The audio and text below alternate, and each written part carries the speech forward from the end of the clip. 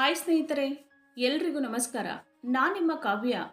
So ಇವತ್ತು ಮತ್ತೊಂದು ಹೊಸ ಪ್ರೊಫೈಲ್ ಜೊತೆಗೆ ನಾನು ನಿಮ್ಮ ಮುಂದೆ ಬಂದಿದ್ದೇನೆ. ಪ್ರೊಫೈಲ್ ತುಂಬಾ ಚೆನ್ನಾಗಿದೆ, ನಿಮಗೂ ಕೂಡ ಇಷ್ಟ ಆಗುತ್ತೆ ಅಂತ ಅಂದ್ಕೊಂಡಿದ್ದೇನೆ. ಹಾಗಾಗಿ ಎಲ್ಲಿಯೂ ಕೂಡ ಸ್ಕಿಪ್ ಮಾಡದೆ ಕೊನೆ ತನಕ ನೋಡಿ.